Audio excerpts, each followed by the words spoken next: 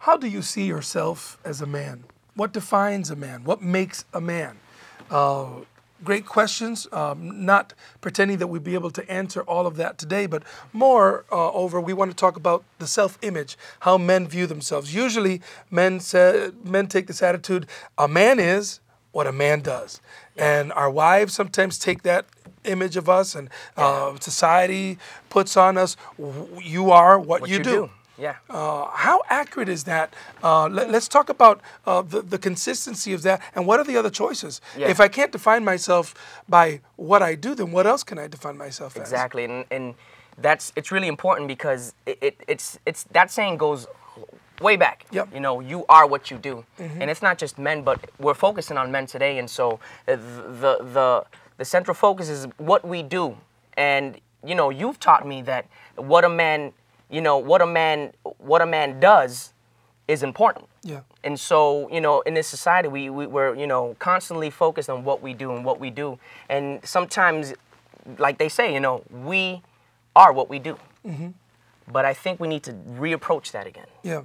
It's almost like when somebody asks you how you're doing, you start talking about, oh, busy, you know, I got that job. Yeah. And as soon as they ask you how you're doing, you start answering what I'm doing. What I'm doing, exactly. Rather than how I'm doing.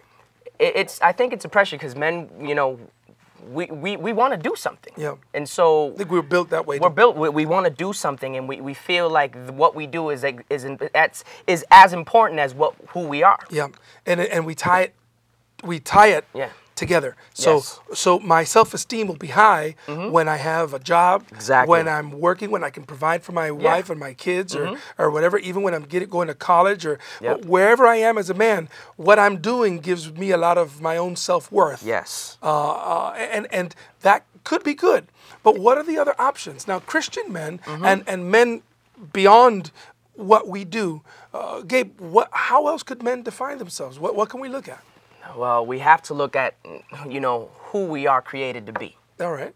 You know, and first we're created to worship God and in His image, and if we look at His image alone gives us that purpose. Right. It gives us that stability to be secure in who we are in Him. Yeah. Because if you think about it, what we do sometimes is inconsistent to who we are. That's right. And so we have to always have this mentality that my image is not what I do. It's who I am. You know, the previous generation, my father's generation, was very much where the men went out and they worked. And they did everything that they had to do to provide. So daddy was the provider. And that defined him. That was the role of man, the man in my father's generation, very much so. As well as mine. They were about their jobs. They were about making that money and providing for their homes and securing a real safe environment. Now, in this, and wives stayed home. Yeah. The wife would stay home, and they would cook, and they would clean, and they would take care of the children, and they had distinct and separate roles. They understood it. But they understood it, They understood the roles. and it worked, because men could be men because of what they did, and women could be women because of what they did. But now, things changed. Now, it changed. Now the wives are working, and some men are staying home raising the kids. Yes. Or sometimes the wife is out making more money than the man. And what happens to the self-image of a man that has or is having trouble finding a job, and the wife is working? What happens to his self-image? Well, I want to testify, because I'm in that situation right now.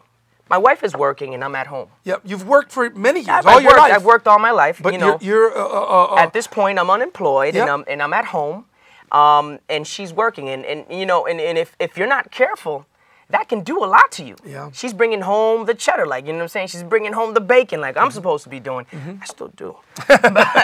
but she's got that stability. That she has a job. I don't. I'm at home. I'm taking care of the house. And so imagine a man like your father looking at that now. Oh, I couldn't imagine. No, Looking into the situation. Wait a minute. I mean, you just gave me a real funny visual. Yeah. Hold on. You just made me think of my dad staying home, getting me ready for school. You know, I didn't get that. That wasn't, growing up, it was always mom. Imagine that. My dad cooking and doing the laundry. Oh, my. That would never have happened. No. Because though that men in that generation they were manly men, and they Yes. were and what they did defined them. But now here we are up in the air, and I really do feel like men are in an identity crisis, because we're still trying to attach who we are to what we do, and boy, when what we do is not right, oh my God, I've lost. I don't feel like a man at home. You fall into this pit of just depression, and I'm not a man because I'm not doing, and it becomes a place of just perpetual darkness at times, and you feel like I can't get out of this pit. What do I do? I really feel like you have to take a good look at not just who you are as a man as far as what you're doing or your function in your home or your job. I mean, certainly that's a part of being a man.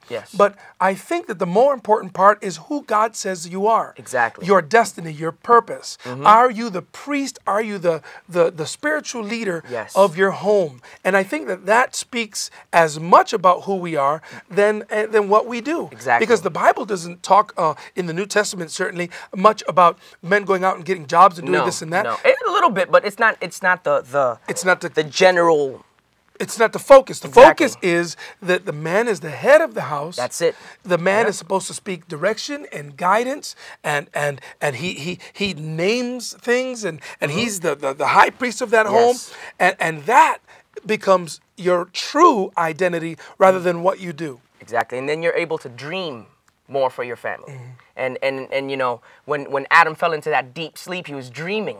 He was dreaming about his wife and ultimately his family. And it's really important that self-image of who we are in Christ is the focus of who we are as man. As a man in today's society. And as much as men might look at themselves as what a man does is who he is, I want you to consider that God gives every single man a unique and individual identity that's not necessarily determined by your occupation.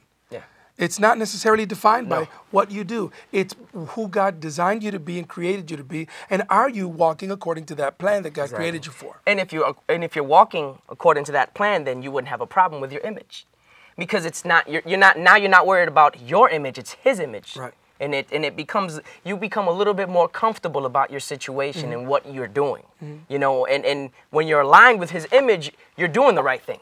It's not, you know, you're not in that pit of denial that I'm not working or I'm not providing as a man, or you know, these things that are attached to our culture as a man. But now we have this culture of Jesus Christ being the head and the image that we have. You know, and in this crisis, we have hardships, and boy, tough times, they certainly do help or break character.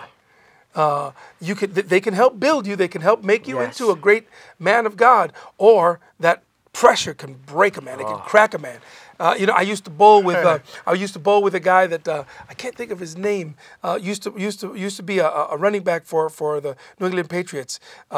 We used to bowl. I can't think of his name right now. But when we were out there bowling, you know, and it was real close, he'd stand right next to you and he'd go, "Pressure does strange things to a man," you know, and he's absolutely right. When he'd get there and he'd just make you think about, oh my God, what if the ball just goes the wrong way? And pressure does strange things to people, specifically men.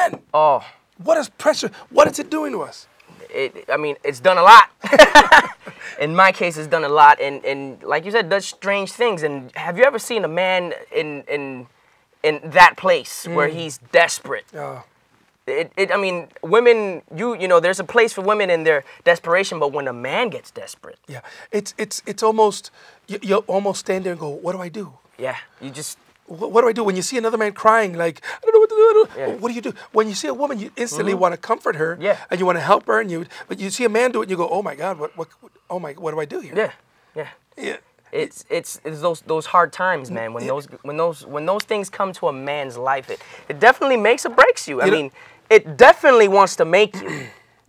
Definitely wants to make you. The opportunity's there. Opportunities there to make who you are. And what he designed you to be. No one enjoys going through trials. No one enjoys going through trials. I still don't like it. But hardship is God's way of making a man out of you.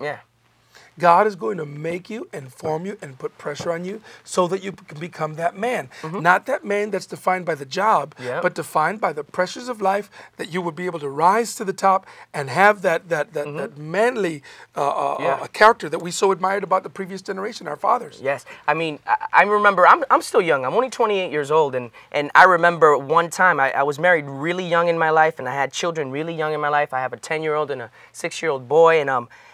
And I remember when my mother moved to North Carolina. It was a time where I was still young. I was only like 20 years old. And I felt like, all right, and you know, I was used to being nurtured and taken care of by both my mother and father, but now it came to the point where she left, and now I had no one to take care of me and take care of my children, because she was the grandmother and she's, you know, he's the grandfather. Because I was so young, I didn't understand hardship. And so hardship came in the form of no one's there but me. And so it made me into the man that I am today, the one that's focused on his family, that ultimately at the end of the day, it's me and my family. And I'm the one that provides for them, and I'm protecting them. So it made me into who I am today. I tell hardship, you, hardship. And if you merely endure hardship, you're probably going to learn a lot about your own efforts to survive. Yes. But the guys who experience joy during trial, these are the people that relied on God's provision. Yes. Now, you went through it, but you experienced joy. And if you had that joy through it, then you were really depending on God, not on yourself. Definitely. I mean, I remember going to you at times is like, I mean, Father's Day, you know, and Mother's Day, and I understood more what God wanted to do with my character. You know, and it wasn't anything around me, it was his joy. And if my happiness, if my joy was based on my situation at that time, you know, my situation was ugly. I didn't have anyone around me. But my joy was based on something that was eternal. And men, we have to understand, you know, it's not anything that you build up, because things can crumble from one day to another, and those hard times can come. Well, we talked so far about self-image, and we talked about hardship. We'll continue talking on the other side of this quick break about temptation and sexual purity. Stay tuned to Hope TV.